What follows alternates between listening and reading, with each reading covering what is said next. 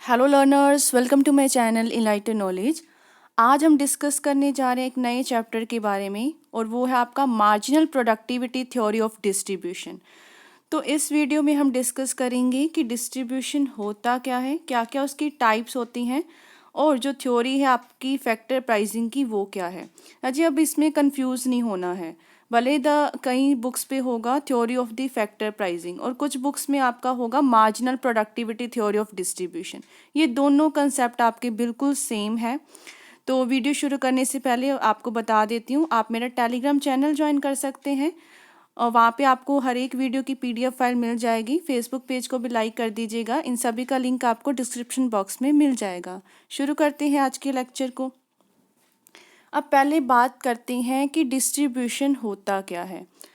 अब देखो कि हमें कोई भी चीज़ बनाने के लिए लैंड चाहिए, लेबर चाहिए, कैपिटल चाहिए। अब जो लैंड, लेबर, कैपिटल या जो एंटरप्रेन्योर है वो अपनी सर्विसेज दे रहा है, उसके बदले में उसको कुछ मिल रहा है, तभी वो अपनी सर्विसेज प्रोवाइड कर रहे हैं। जैसे लैंड के बदले में क्या होता है, रेंट। तो रेंट उसका क्या है, एक फैक्टर है, दैट इज़ लैंड, और उसका प्राइस जो हम लोग दे रहे हैं उसको क्या कहते हैं, रेंट। तो इसका मतलब ये फैक्टर का प्राइस है। डिस्ट्रीब्यूशन कैसे कर रहे हो आप लोग हर एक फैक्टर की, वैसे ही लेबर है। लेबर अपनी सर्विसेज प्रोवाइड कर रहा है, एक चीज़ की प्रोडक्शन करवा रहा है, उसके बदले में आप लेबर को क्या दोगे, वेजेस दोगे। कैपिटल है, कोई मशीनरी आप यूज़ कर रहे हो, उसके बदले में उसको क्या मिलेगा, इंटरेस्ट मिलेगा। और एक एंटरप्रेन्योर को अपनी सारी इनकम कॉम्बिनेशन जो सर्विसेज वो दे रहा है उसके बदले में उसको क्या मिलता है, प्रॉफिट मिलता है। तो पहले ये चीज़ याद रखनी है कि हर एक फैक्टर ऑफ प्रोडक्शन के कुछ प्राइजेस होते हैं जिसको उनको डिस्ट्रीब्यूट करना ज़रूरी होता है, वही चीज़ क्या होती है, डिस्ट्रीब्यूशन होती है। तो पढ़ लेते हैं इसको। In order to produce any commodity, factors of production like land, labor, capital and entrepreneur are needed. कोई भी चीज़ बनाने के लिए आपको प्रोडक्शन के फैक्टर्स चाहिए। As a result of the coordination of all these factors of production, whatever is produced is distributed among these very factors of production. कि अब आप लोग क्या करोगे, इन फैक्टर्स ऑफ प्रोडक्शन को कंबाइन करके कोई चीज़ बनाओगे, उस चीज़ को डिस्ट्रीब्यूट किया जाएगा उन फैक्टर्स ऑफ प्रोडक्शन में ही, कि उनको कुछ ना कुछ मिलेगा उनके काम करने की वजह से। तो लेबर है राजी, लेबर को क्या मिलेंगे, वेजेस मिलेंगे। कैपिटलिस्ट को क्या मिलेगा, interest. Land owner will get the rent, जिसकी लैंड होगी उसको हम लोग रेंट देंगे। और एंटरप्रेन्योर को क्या मिलेगा, दैट इज प्रॉफिट। तो ये सारा कुछ ही क्या है, डिस्ट्रीब्यूशन। देयरफॉर इकोनॉमिक्स में डिस्ट्रीब्यूशन का मतलब क्या हुआ कि कोई ऐसी इकोनॉमिक एक्टिविटी जिससे हम लोग प्रोडक्शन को डिस्ट्रीब्यूट करवा रहे हैं उनके फैक्टर्स ऑफ प्रोडक्शन में एक सर्टेन टाइम ऑफ पीरियड पे। वैसे ही फैक्टर प्राइस देखो राजे, लैंड को रेंट, लेबर वेजेस, कैपिटल आपका इंटरेस्ट हो गया और एंटरप्रेन्योर आपका प्रॉफिट हो जाएगा। क्लियर हो गया कि डिस्ट्रीब्यूशन होता क्या है। यहाँ से बस याद रखो फैक्टर के प्राइजेस, उनमें बांट देना कि कुछ वो सर्विसेज कर रहे हैं उनको रिवॉर्ड हम लोग जैसे कहते हैं ना, उनके रिवॉर्ड देना, वो चीज़ है। नेक्स्ट पढ़ते हैं टाइप्स ऑफ डिस्ट्रीब्यूशन। डिस्ट्रीब्यूशन दो तरीके की होती है, एक होती है राजे पर्सनल डिस्ट्रीब्यूशन और दूसरी होती है आपकी फंक्शनल डिस्ट्रीब्यूशन। तो पर्सनल डिस्ट्रीब्यूशन पढ़ते हैं, ये क्या होता है, it refers to the distribution of income among the different individuals. कि जब हम इनकम के डिस्ट्रीब्यूशन करते हैं अलग अलग इंडिविजुअल्स के बीच में, अब ये किस पे रिलेट करती है, साइज से। बस यही डिफरेंस होता है पर्सनल और फंक्शनल में। It relates to the size and not the source of income, कि वो इनकम आ कहाँ से रही है उससे रिलेटेड नहीं है, जस्ट किससे रिलेट करना है, साइज से। इसका मतलब देखो, एक पर्सन्स की इनकम है मे बी ₹15,000 पर मंथ। हम मान के चलते हैं कि एक पर्सन की आमदन जो है वो 15,000 रुपये है प्रति महीना। इट में भी वो उससे रेंट से भी मिल सकती है, उसको डिविडेंड क्या होता है कि जो कंपनीज का प्रॉफिट होता है उसका एक पार्ट, उसका पोर्शन जब बांटा जाता है हमें, उससे मिल सकता है। या फिर उसने बैंक में कुछ पैसा रखा हो, उसको इंटरेस्ट मिल रहा है, या फिर उसने कोई फर्म को सर्विसेज दे है, मतलब दे रखी है, उसके बदले वेज। हमने ये नहीं पता कि वो आमदन उसकी आई कहाँ से है, हम जस्ट बात क्या कर रहे हैं, उसको 15,000 रुपये पर मंथ मिल रहा है, किसी भी तरीके से मिल सकता है, वो उसकी क्या है, पर्सनल डिस्ट्रीब्यूशन है। In a capitalist economy main problem क्या आती है पर्सनल डिस्ट्रीब्यूशन में, that is inequality in the distribution of income and its causes. कि क्या होता है, अब हमें ये तो पता नहीं कहाँ से उसकी आमदन आई है, तो असमानता पाई जाती है आमदन के बीच में, या उसके जो कारण क्या क्या हो सकते हैं उनके बीच में। तो ये मेन प्रॉब्लम होती है पर्सनल डिस्ट्रीब्यूशन की, कि वो पैसा आ कहाँ से रहा है ये नहीं पता, लेकिन हमें जस्ट उसका साइज पता है। Second one is functional distribution. It relates to the distribution of income among different factors of production.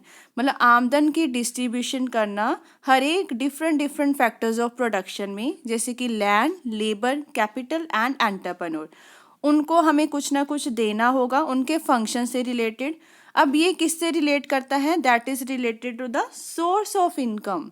आपकी आमदन आई कहाँ से है, सोर्स, दैट इज रेंट दिया, वेज, इंटरेस्ट एंड प्रॉफिट। ये डिफरेंस होता है पर्सनल डिस्ट्रीब्यूशन में एंड फंक्शनल डिस्ट्रीब्यूशन में। पर्सनल में जस्ट साइज देखा जाता है, ये नहीं पता कहाँ से आई है, पर्सनल में साइज देखते हैं, फंक्शनल में क्या देखते हैं, फंक्शन में सोर्स देखते हैं कि कहाँ से आई है, और यहाँ पे हम लोग डिस्ट्रीब्यूशन करते हैं in the various factors of production.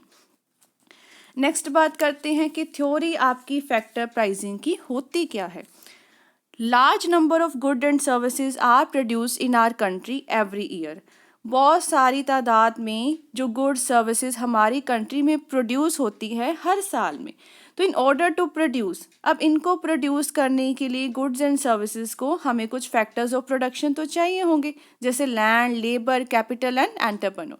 तो प्राइस जो हम इन फैक्टर्स ऑफ प्रोडक्शन को देते हैं उनकी सर्विसेज का, उसको हम लोग क्या कहते हैं, फैक्टर प्राइस। दोबारा से वही चीज़ रिपीट हुई है, wages to the labour, interest to the capital, rent to the land and profit to the entrepreneur. तो जो थ्योरी है फैक्टर प्राइसिंग की, इसका मतलब किससे कंसर्न है कि आप लोग कैसे डिटरमिन करते हो अलग अलग प्राइजेस अलग अलग सर्विसेज के और उनके फैक्टर्स ऑफ प्रोडक्शन से रिलेटेड। तो दो कंसेप्ट होते हैं, दो एक्सपेक्ट्स होते हैं आपके प्राइस का हर फैक्टर को रिलेटेड। पहला होता है प्राइस एस्पेक्ट और सेकंड होता है आपका इनकम एक्सपेक्ट। प्राइस में क्या लेंगे, the amount paid by a firm to a factor for its services, कि कोई सर्विसेज हमें दे रहा है, एक फर्म कितना अमाउंट उनको देती है, वो सेम चीज़ होगी, वेजेस दे रही है, इंटरेस्ट दे रही है, ये इनका प्राइस होगा फैक्टर का। Second is income, amount received by a factor in return for its services. ये था पेड, ठीक है, दिया। इनकम क्या होता है, आमदन कहाँ से आया, इनको पैसा कितना उन्होंने रिसीव किया अपने फैक्टर का, like rent, wages, interest, profit. तो प्रॉफिट कॉन्स्टिट्यूट्स इस इनकम, प्रॉफिट मिला तो इसका मतलब प्रॉफिट क्या है, उसकी आमदन है। द एग्रीगेट ऑफ इनकम, अब इस इनकम को क्या कर दो, एग्रीगेट प्लस कर दो कि अलग अलग फैक्टर ऑफ प्रोडक्शन से आपको कितना एग्रीगेट इनकम मिल रहा है, उसको हम लोग क्या कहते हैं, नेशनल इनकम या फिर नेशनल प्रोडक्ट का नाम देते हैं। तो this national income is distributed among these very factor. तो ये जो नेशनल इनकम होगी, जब सबका हमने प्लस कर दिया, अब इसको आगे हम लोग डिस्ट्रीब्यूट करेंगे अलग अलग फैक्टर्स के बीच में। तो ये इनकम से रिलेटेड है, कितनी आमदन आ रही है उन सभी आमदन को क्या करो, प्लस कर दो, वो हमारी नेशनल इनकम बनती है। अब इस नेशनल इनकम को हम लोग फैक्टर्स ऑफ प्रोडक्शन में कैसे डिस्ट्रीब्यूट करते हैं। तो जो ये थ्योरी है फैक्टर प्राइसिंग की, उसको हम लोग थ्योरी ऑफ डिस्ट्रीब्यूशन भी कहते हैं। इसको प्रोडक्शन सर्विसेज के नाम से भी जानते हैं, रिसोर्सेज हो गया, इनपुट्स हो गया, तो ये सारी सेम चीज़ें हैं। फिर है why a separate theory of factor pricing, कि हमें ये अलग से पढ़ने की क्या ज़रूरत है। तो फैक्टर मार्केट अगर बात की जाए राजी, आपने देखा होगा हमने डिमांड चैप्टर जो पढ़ा था, ठीक है, तो उसको हम लोग कहते हैं थ्योरी ऑफ वैल्यू। उसमें हम लोग क्या करते थे कि प्रोडक्ट का प्राइस क्या होता है, एक कॉमोडिटी मार्केट की बात की जाती थी जहाँ पे डिमांड आपका सप्लाई के बराबर हो जाए। हम कहते थे कि मतलब हमारे फुल सेटिस्फेक्शन लेवल है, एक आपकी मार्केट फुल इक्विलिब्रियम लेवल तक पहुंच चुकी है। लेकिन फैक्टर मार्केट में भी सेम चीज़ ही है, हम लोग यहाँ पे भी किसके प्राइस लेते हैं, फैक्टर्स ऑफ प्रोडक्शन के। उसको भी कैसे दिखाया जाता है, डिमांड और सप्लाई के बीच में इंटरेक्शन से दिखाया जाता है। इसका मतलब आपके थ्योरी ऑफ फैक्टर प्राइसिंग में और प्रोडक्ट प्राइसिंग में दोनों में सिमिलैरिटी होती है, ठीक है, क्योंकि दोनों ही हम कैसे ढूंढते हैं, दोनों चीज़ों की इंटरेक्शन लेके, भले वो बायर्स हैं और सेलर्स हैं। लेकिन इनका जो रोल होता है ना बायर और सेलर का, फैक्टर प्राइसिंग में क्या हो जाता है, रिवर्स, उल्टा हो जाता है। तो फैक्टर प्राइसिंग राजे देखो, जो प्राइजेस हैं फैक्टर्स ऑफ प्रोडक्शन के, वो डिटरमिन कैसे होते हैं, डिमांड एंड सप्लाई से। बहुत सिमिलैरिटी है इन दोनों में, तो फंडामेंटली दोनों को इंटरेक्ट करके ही हम लोग इक्विलिब्रियम तक पहुंचते हैं। रोल्स इनके क्या है, रिवर्स होते हैं। अब देखो, firms are sellers in the product market, जो बेचने वाले होते हैं प्रोडक्ट मार्केट में वो उसको सेलर कहते हैं। लेकिन फैक्टर मार्केट में वो क्या होते हैं, बायर होते हैं, ठीक है ना, क्योंकि उनको फैक्टर्स ऑफ प्रोडक्शन चाहिए, तो यहाँ पे वो बायर होंगे। इनपुट्स खरीदने हैं, ये सारा कुछ लेना है, रॉ मटेरियल लेना है, that means they are the buyers. Next देखो, the household and individual are the buyers in the product market and sellers in the factor market. फिर जो हमने किया बात यहाँ पे, सेलर तो वहाँ पे बायर हो गया फैक्टर मार्केट में, और जो हाउस होल्ड होते हैं, इंडिविजुअल्स होते हैं, वो बायर तो होते हैं प्रोडक्ट, हम चीज़ें खरीदने जाते हैं प्रोडक्ट मार्केट में, लेकिन वो लोग फैक्टर मार्केट्स में क्या होते हैं, सेलर्स होते हैं, ठीक है, चीज़ें बेचते हैं। लैंड मेरी है तो लैंड को हम लोग सेल करवा रहे हैं, हाउस होल्ड से ही लैंड सेल, क्योंकि लैंड ओनर है, ठीक है ना। कैपिटल है, कैपिटल सेल करवा रहे हो, तो इसका मतलब हाउस होल्ड यहाँ पे सेलर्स बन जाते हैं, और जो फर्म्स के सेलर थे वो यहाँ पे बायर्स बन जाते हैं। तो इनके जो रोल होते हैं ना वो रिवर्स हो जाते हैं। तो कहते हैं हम लोग क्यों थ्योरी ऑफ वैल्यू को ही आगे एक्सटेंड नहीं कर देते फैक्टर मार्केट के लिए, क्यों हमें एक सेपरेट थ्योरी पढ़नी पड़ रही है। तो आंसर्स क्या है इसका, क्योंकि वहाँ पे डिमांड और सप्लाई के जो फंक्शंस हैं डिफरेंट डिफरेंट होते हैं फैक्टर सर्विसेज में। तो हम देखते हैं आगे कि क्या क्या इनमें डिफरेंस पाया जाता है। First one is difference in the nature of demand. तो जो डिमांड होती है फैक्टर्स ऑफ प्रोडक्शन की, उनकी दो करेक्टरिस्टिक्स होते हैं कि वो कैसे डिफरेंट है। गुड्स मार्केट कैसे हमारे प्रोडक्ट मार्केट से, प्रोडक्ट मार्केट, और जो आपकी हमने फैक्टर प्राइसिंग की मार्केट पढ़ी है वो कैसे एक दूसरे से डिफरेंट हो जाती है, वो देखते हैं। फर्स्ट वन इज आपका जॉइंट डिमांड। जो मोस्ट डिस्टिंक्टिंग करेक्टरिस्टिक्स है आपके डिमांड फॉर फैक्टर्स की, वो क्या होती है, जॉइंटली डिमांडेड। अब देखो, कोई कॉमोडिटी प्रोड्यूस की, ठीक है, एप्पल है, जैसे एप्पल अकेला डिमांड कर लिया आपने, सेटिस्फेक्शन गेन कर ली, बस वहीं तक है, चीज़ ख़त्म होगी। लेकिन क्या आप अकेली लैंड को डिमांड कर सकते हो, या अकेली लेबर, अकेली कैपिटल? नहीं कर सकते। एक चीज़ लोगे तो दूसरी चीज़ लेनी ही पड़ेगी ना। अब लैंड है, लैंड खाली छोड़ दोगे क्या फ़ायदा, उस पर लेबर तो लगानी पड़ेगी प्रोडक्शन करवाने के लिए, कैपिटल चाहिए हमें। या फिर अकेली कैपिटल ले आओगे, लैंड ही नहीं है, तो क्या फ़ायदा। तो इसका मतलब जो ये यहाँ पर हम लोग चीज़ों की डिमांड पढ़ते हैं, that are always jointly demanded. One can think of the demand for apples alone in the commodity. हम लोग कॉमोडिटी मार्केट में अकेले एप्पल्स खरीद सकते हैं, but never can one think of demand for labour alone, और फॉर कैपिटल अलोन, और for the land alone. तो इन चीज़ों को हम लोग अकेला तो इस्तेमाल कर ही नहीं सकते, इम्पॉसिबल ही हो जाएगा कोई चीज़ की प्रोडक्शन करना। एग्जाम्पल देखो क्या दे रखी है, कोई फर्नीचर हमने बनाना है, ठीक है, फर्नीचर बनाना है तो उसके लिए हमें लेबर चाहिए, एक कारपेंटर मतलब लेबर कारपेंटर चाहिए, कैपिटल इक्विपमेंट चाहिए, कुछ चीज़ को सॉइंग करने के लिए, काविंग करने के लिए, मतलब उसको शेप देने के लिए, उसको कट करने के लिए कोई इक्विपमेंट भी चाहिए, हमें लैंड चाहिए उस मशीनरी को रखने के लिए, और बाकी सारा क्या है, एंटरप्रेन्योर की सर्विस भी चाहिए कि कैसे कैसे सारा काम करना है प्रोडक्शन में, उसकी भी क्या है पूरा रोल होता है। तो क्या आप फर्नीचर बना पाओगे? एक चीज़ से नहीं ना बन पाएगा।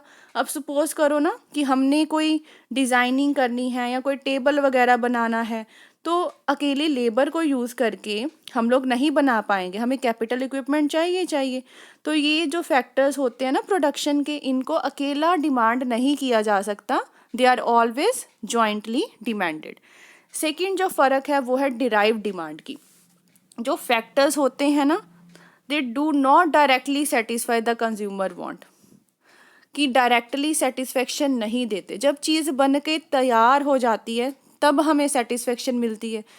अब जो लेबर ने कोई चीज़ को तैयार कर, तो लेबर हमें कैसे सेटिस्फेक्शन दे सकता है? नहीं दे सकता ना, अभी तक चीज़ बन के तैयार ही नहीं हुई। But do so indirectly by producing goods and services. लेकिन ये लोग क्या करते हैं, इनडायरेक्टली गुड्स एंड सर्विसेज को बनाते हैं, फिनिश प्रोडक्ट को बनाते हैं। जो फैक्टर्स ऑफ प्रोडक्शन है are never demanded for their own sake, कि इनको खुद से कभी भी डिमांड नहीं किया जा सकता। कंज्यूमर्स क्या होते हैं, buy goods in the commodity market for the direct satisfaction. अब कस्टमर है, कंज्यूमर है, वो मार्केट में जाता है, गुड्स खरीद लेता है, उसको कहते हैं डायरेक्ट सेटिस्फेक्शन, उसको मिल गई। When an apple is consumed, अब कोई एप्पल हमने खाया है, वो हमें डायरेक्ट सेटिस्फेक्शन देगा। But when workers are hired या कैपिटल इज बोरोड, क्या वो हमें सेटिस्फेक्शन देगी? ठीक है, या डायरेक्ट सेटिस्फेक्शन देगी प्रोड्यूसर को? नहीं देगी। जब तक सामान पूरा फिनिश्ड प्रोडक्ट बन नहीं जाता, वर्कर रख लेता है, वो उसको क्या सेटिस्फेक्शन दे रहा है? कुछ नहीं। प्रोड्यूसर को इससे कोई सेटिस्फेक्शन नहीं मिलेगी। So the producer only use these factor in production. Producer क्या करता है, सिर्फ इनका यूज़ करता है फैक्टर्स ऑफ प्रोडक्शन का गुड्स एंड सर्विसेज को बनाने के लिए, और फाइनली उनको जाके बेच देता है किसमें, कमोडिटी मार्केट में। तो दस the demand for factors of production depend on the demand for goods and services produced by the factor। तो आपकी factors of production की डिमांड किस पे डिपेंड करती है, कि क्या आपकी डिमांड है गुड्स एंड सर्विसेज की इन फैक्टर से जो बनाई जाएगी। आपने जो चीज़ फिनिश प्रोडक्ट बना ली, उस पर डिपेंड करेगा कि आपके फैक्टर्स ऑफ प्रोडक्शन की डिमांड क्या होने वाली है। इसी वजह से हम इसको क्या कहते हैं, derived demand। It is therefore that while the demand for goods is direct demand, कि आप गुड्स की डिमांड कर रहे हो, उसको क्या कहते हैं, डायरेक्ट डिमांड। लेकिन demand for factors is the derive demand. ये किस पे बेस होता है, कि आपके फैक्टर्स प्रोडक्टिविटी कितनी करके दे रहे हैं, इसी वजह से हम इनको क्या कहते हैं, derive demand. Second one, difference in the nature of supply. ये हमने डिमांड से डिफरेंस पढ़ लिया, अब सप्लाई से पढ़ते हैं। पहला रिलेशन है, relation between the price and supply. There is almost a definite relation between price of goods and supply of goods in the commodity market। हमें पता है कि क्या होगा, गुड्स की सप्लाई बढ़ जाएगी जब प्राइस क्या होगा, बढ़ जाएगा। ये हमें पता है, हमने कमोडिटी मार्केट में पढ़ा है। और गुड्स की सप्लाई कम हो जाएगी जब प्राइस क्या होगा, कम होगा, क्योंकि डायरेक्ट रिलेशनशिप देखा जाता है सप्लाई में और प्राइस में। लेकिन फैक्टर मार्केट में क्या होता है, there is no definite relationship between supply of factors and price of factor. अब यहाँ पे जो सप्लाई है, मान के चलो लेबर की, हम लोग लेबर को लेके चलते हैं। लेबर की सप्लाई क्या कहते हैं कि बढ़ सकती है अगर हम उसको ज़्यादा वेज रेट देंगे, but only when the level of wages is low and the workers are striving for a meaningful existence. लेकिन क्या होता है, अगर बच्चे वेजेस कम भी होते हैं लेकिन वर्कर को काम चाहिए, तब भी वो सप्लाई होगी ही होगी लेबर की। लेकिन वो चाहता है कि मुझे वेजेस ज़्यादा मिले, तो हम लोग कहते हैं सप्लाई वर्कर्स की ज़्यादा होगी। लेकिन अगर हद से ज़्यादा आप वेजेस को बढ़ा दोगे ना, तो वर्कर काम नहीं करता। सप्लाई वहाँ पे वर्कर की फिर उस तरीके से नहीं हो पाती, क्योंकि फिर वर्कर्स क्या करते हैं, आराम करना ज़्यादा पसंद करते हैं, काम करना कम पसंद करते हैं। After a particular level of wages is reached, more of labour may be supplied in response to higher wage rate. हमें पता है सप्लाई ज़्यादा होगी क्योंकि वेज रेट ज़्यादा है, लेकिन worker will start preferring leisure to work. इस केस में जो सप्लाई का फिर लेबर की होगी ना, वो क्या होगी, बैकवर्ड स्लोपिंग। इस तरीके से बनती है फिर वो सप्लाई का बैकवर्ड स्लोपिंग, क्योंकि वो फिर काम ही नहीं करते। वो क्या करते हैं, लेजर को ज़्यादा प्रेफरेंस देना शुरू कर देते हैं, काम को कम। ये फिनोमिनन कमोडिटी मार्केट में नहीं पाया जाता है, क्योंकि कमोडिटी मार्केट में तो सीधा है, डायरेक्ट रिलेशनशिप देखी जा सकती है। अब यहाँ पे अब मान के चलते हैं कि जो लैंड की सप्लाई होती है, लैंड की सप्लाई एक यूनिक केस है अपने आप में, क्योंकि लैंड क्या है, फ्री गिफ्ट है नेचर का, इसकी सप्लाई क्या होती है, फिक्स्ड होती है, तो इसका प्राइस से कोई लेना देना ही नहीं होता। लैंड एक फैक्टर है लेकिन उसका प्राइस से कोई लेना देना नहीं होता है। सेकंड बात, relation between cost and supply. जो सप्लाई है गुड्स की, वो कॉस्ट ऑफ प्रोडक्शन या हम कहते हैं कि कितनी खर्चा आया है चीज़ को बनाने के लिए, उस पर निर्भर करता है, क्लोजली रिलेट करता है। लेकिन फैक्टर ऑफ प्रोडक्शन में ये चीज़ लागू नहीं होती है, but it is not equally true in the case of factors of production. In fact, it is so very difficult to work out the cost of supplying factors of production. बहुत मुश्किल काम है कि क्या सप्लाई करने की जो factors of production की सप्लाई उसकी कॉस्ट क्या पड़ रही है। Can you for example make any cost estimate of supplying your labour in a software computer factory? कि कहते क्या आप अंदाज़ा लगा सकते हो कि अगर आप अपनी लेबर को सॉफ्टवेयर कंप्यूटर फैक्ट्री में बेचते हो तो क्या कॉस्ट लगेगी उसको सप्लाई करने की। Will that cost estimate be same when you are supplying the same amount of labour in chemical factory? कहते जो आप कंप्यूटर फैक्ट्री में लेबर भेज रहे हो सॉफ्टवेयर के लिए, क्या वो सेम होगी कॉस्ट जो आप केमिकल फैक्ट्री में भेज रहे हो? नहीं सेम होगी, अलग अलग होगी। सो likewise what is the cost of savings और कैपिटल अक्यूमुलेशन? कि सेविंग्स की कॉस्ट क्या है या कैपिटल अक्यूमुलेशन कर रहे हो उसकी कॉस्ट क्या है, अंदाज़ा ही नहीं लगाया जा सकता। क्योंकि सेविंग क्या होती है कि आपने कंजप्शन पे रोक लगाई है और आपने पैसा बचाना शुरू कर दिया है, but abstinence is purely a subjective phenomenon. लेकिन ये क्या है, एक सब्जेक्टिव फिनोमिनन है, ऑब्जेक्टिव नहीं है, ये पर्सन टू पर्सन डिफर करता रहता है। तो यही सारी जो आपके इनएग्जैक्टिंगनेस है, मतलब एम्बिग्यूटीज है, जिससे हम लोग बहुत मुश्किल हो जाता है कि क्या रिलेशनशिप पाया जाता है कॉस्ट के बीच में और सप्लाई के बीच में, क्योंकि ये बहुत ज़्यादा डिफ़िकल्ट है। अलग अलग लेबर का अलग अलग काम होता है, सभी का सेम काम तो नहीं होता। एक फैक्ट्री में अगर कॉस्ट एस्टिमेट ज़्यादा है, दूसरी में कम भी हो सकता है। पहली बात तो इसको निकाल पाना ही बड़ा मुश्किल होता है, इस वजह से हम लोग इसमें रिलेशनशिप ढूंढ ही नहीं पाते।